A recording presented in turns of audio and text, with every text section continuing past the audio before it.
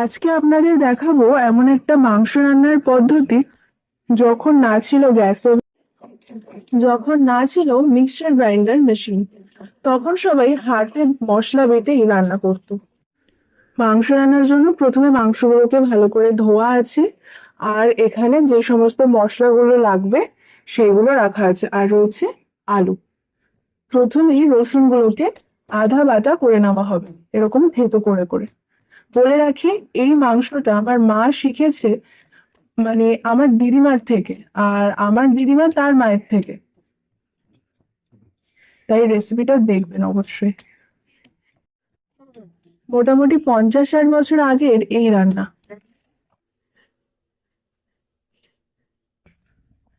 এবারে আদা বেটে নিচ্ছি। ভাবুন তো, তখন ইউটিউবও ছিল না, শুধু ছিল নিজেরই হাতের বানানো আর নিজের তৈরি কিছু রেসিপি, যেগুলো ওনারা আমাদের উপহার স্বরূপ দিয়ে গেছেন। মা এবারে আদাটা ভালো করে বেটে নিচ্ছে। আমরা যে নিজেদের ঐতিহ্য এই শিলনোড়াকে এখনো মনে রেখেছি, সেটার জন্যই সাধুবাদ। বাটা হয়ে গেছে, বেটে নেবে শুকনো লঙ্কা। মাংস আমাদের কাছে একটা স্পেশাল জিনিস, তার জন্য আজকে আমি মাকে একটু রিকোয়েস্ট করলাম আমার বড় মার, মানে যে রেসিপিটা দিয়েছিল সেই হিসেবে একটু রান্না করতে। উনি নাকি ভীষণ ভালো রান্না করতে।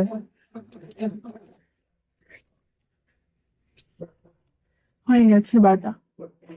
এবারে মা মাংসগুলোকে মশলার সাথে ম্যারিনেট করে নেবে। প্রথমে দিয়ে দিচ্ছে তেজপাতা, দিচ্ছে পরিমাণ মতো নুন, এবার দিয়ে দিচ্ছে হলুদ, দিয়ে দিচ্ছে পেঁয়াজ কুচি।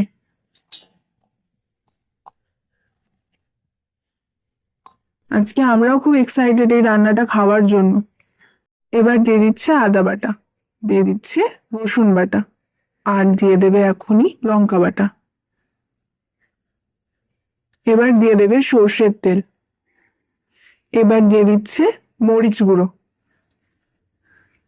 এবার এগুলোকে ভালোভাবে মেশাতে হবে।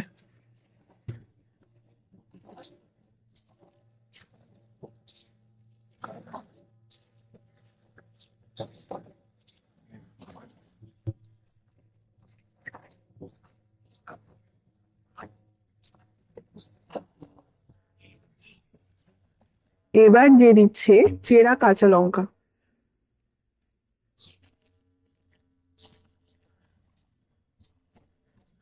দেখুন মাংসটা খুব ভালো করে কিন্তু ম্যারিনেট করা হয়ে গেছে। এবার 8 ঘন্টা এই মাংসটা এই ম্যারিনেট অবস্থাতেই থাকবে। মা এখন উনুন জ্বালাবে, আমি সেই উনুন জ্বালানোটা একটু দেখাতে চাইছি। আজকে ছাদে রান্না হচ্ছে।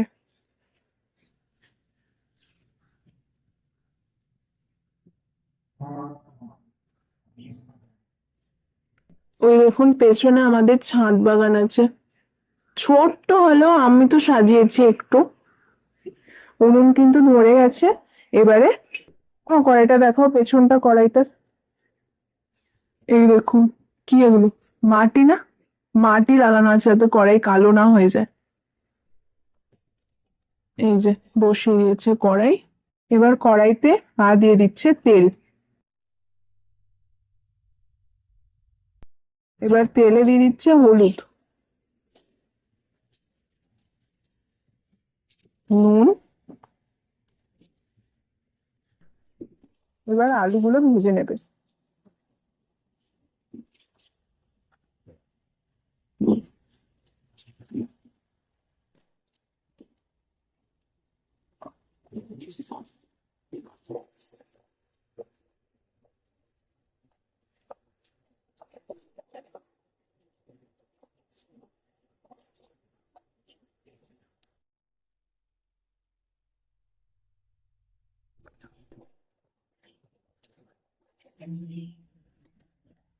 এবার আরো একটু তেল দিয়ে দিয়েছে, গোটা গরম মশলা আর দিয়েছে এবার দিয়ে দিচ্ছে পেঁয়াজ। উনুনটা আসলে ভালোই জ্বলে গেছে।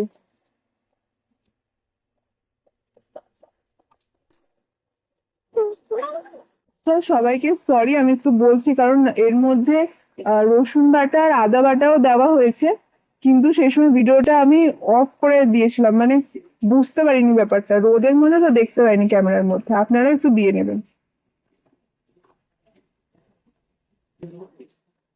খুব বেশি নয়, কত কিছুটাই ম্যারিনেট করার সময় দেওয়া হয়েছিল, আর কিছুটা মানে যতটা যেইটুখানি বাকি ছিল অল্প সেটা এতে দেওয়া হয়েছে।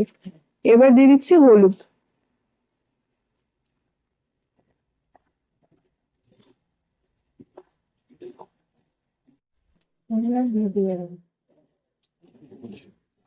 এইবার আসছে আমাদের চিকেন মহারানী। এখন দেবে? শিবানী, আরো আড়াল করো, পড়াতে রোদ করছে। হুম। তুমি দাঁড়িয়ে ছাতাটা মাথায় ঘাড়ে কাজ করো, তাহলেই হোক। হয়েছে? হয়েছে। নাও তুমি দাও, দেখা যাচ্ছে। এবার মাংসগুলোকে দিয়ে দেওয়া হচ্ছে।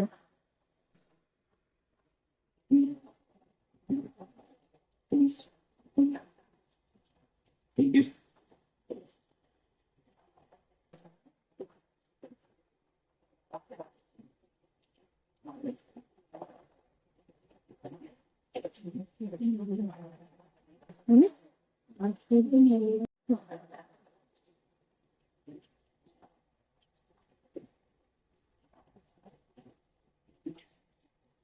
সেটা আজকে দেখছি যে তেজপাতাটাও নাকি ম্যারিনেট করার সময় দেয়।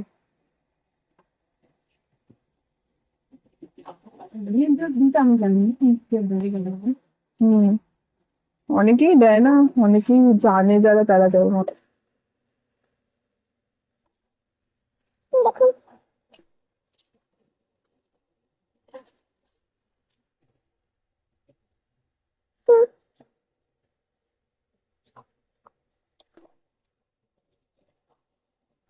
এবার কিন্তু ঢাকা দেওয়া হচ্ছে। 4-5 মিনিট প্রায় হয়ে গেছে, এবার মা ঢাকাটা খুলছে। হ্যাঁ,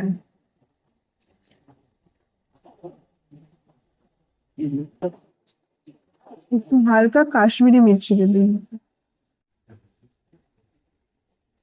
যাতে একটু রংটা আসে।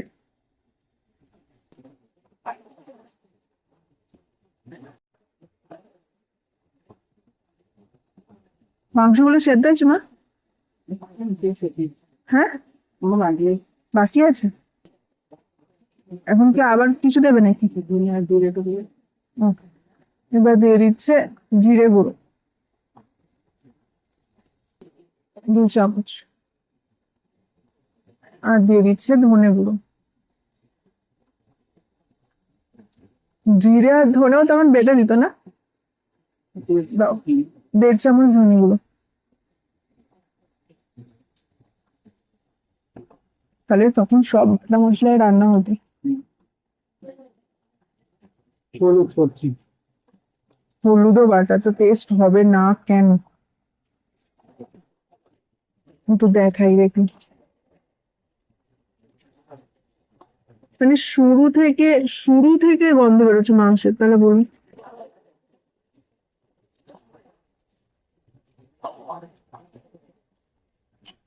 আমরা গ্যাসে রান্না করি, করে মাঝখান থেকে একটু বুদবুদ করে ফোটে, আর উনুনের রান্না একটা অন্য রকমই টেস্ট লাগে।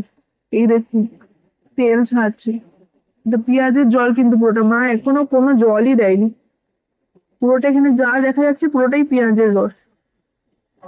ওগুলো সব অ্যাড করার পর এবার কিন্তু ঢেকে দিচ্ছে।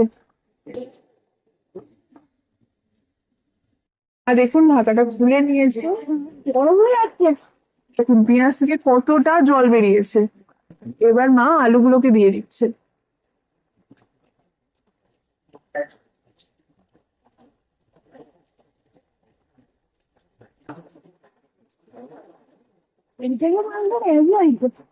হুম, এই যে দেখুন কে ছাতা ধরে বসে আছে।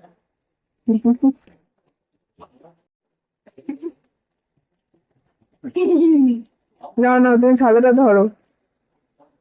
দিদি চলে গেছে, ও এসে বসেছে ছাতা ধরতে। দিদির ছেলে, আমার ভাগ্নে হয়। আচ্ছা হোক, পাটা আসছে ক্যামেরাতে।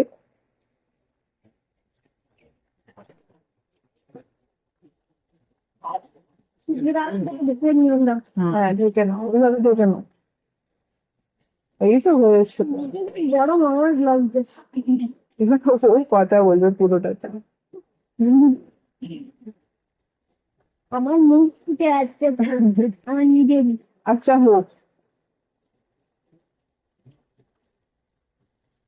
তা মুখ লাল হয়ে গেল তোমার। এই দেখুন মাংসটা এখনো কষা হচ্ছে ভালো করে। এবার এইভাবেই কিন্তু নাড়াচাড়া করতে হবে এখন, আর ঢাকা দিলে হবে না।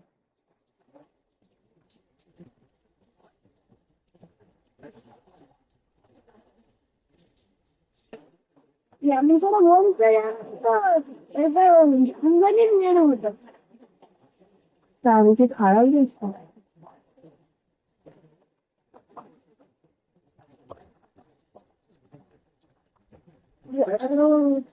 এইভাবেই বেশ কিছুক্ষণ কিন্তু নাড়াচাড়া করতে হবে।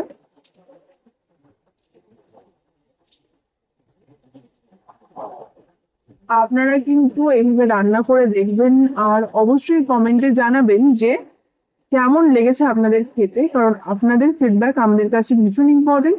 তাহলে এরকমই পুরোনো দিনের অনেক রান্না শেয়ার করতে পারবো, শেয়ার করার সুযোগ পাবো আর সাহসও পাবো যে হ্যাঁ সবাই দেখবে।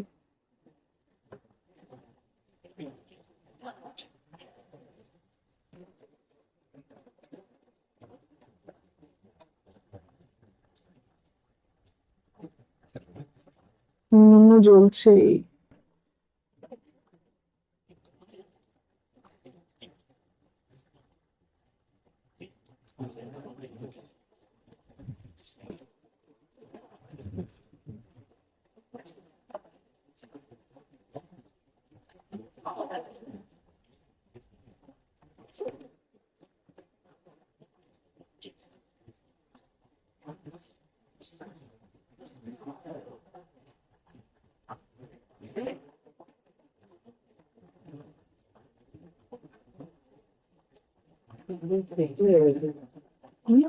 সেদ্ধ হয়ে গেছে।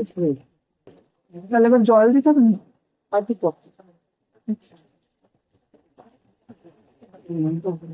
একটা জিনিস বলি, মাংসগুলো কিন্তু বেশ ভালোই মানে ভালোই টুকরো করা ছিল।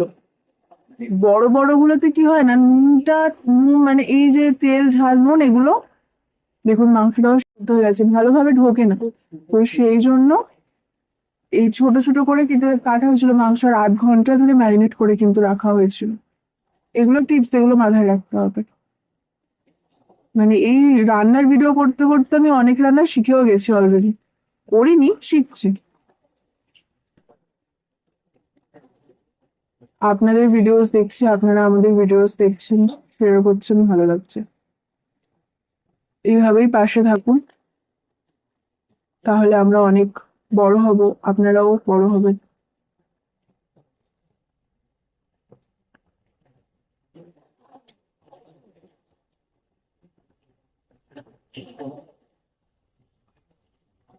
আমি একটু টেস্টের জন্য মায়ের কাছে দিচ্ছি, কষা খাবো। আপনাদের খেয়ে আমি এক্ষুনি বলছি কিরম লেগেছে। এই মাংসটা আমি খাচ্ছি, তো আমার এত ভালো লেগেছে কি বলবো আপনারা। আমি তো বলে রিকোয়েস্ট করলাম যে একটু এরকম ভাবে বানিয়ে খাবেন।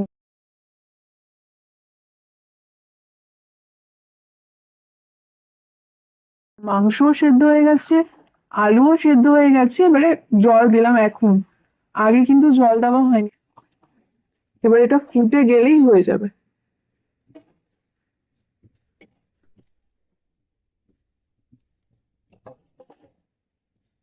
এখন মাংস কিন্তু ফুটছে, এবারে হালকা কিছু সময়ের জন্য এবার একটু ঢেকে দেবো।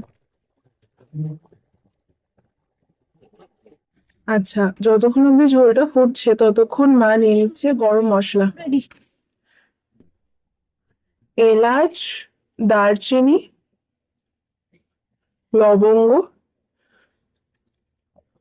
বেটে নেবে।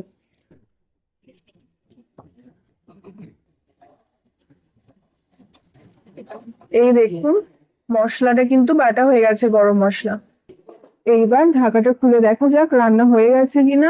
এবারে মা দিয়ে দিচ্ছে গরম মশলা। যেটা একটু আগে বাটা হয়েছে সেটা। আর সত্যি বলতে এত সুন্দর একটা গন্ধ বেরোচ্ছে যে মানে জাস্ট অসাধারণ। সত্যি রান্নাটা হয়ে গেছে। এবার একটুখানি নেড়ে চেড়ে নামিয়ে দিলেই রেডি হয়ে যাবে আমাদের চিকেন মাংসের ঝোল।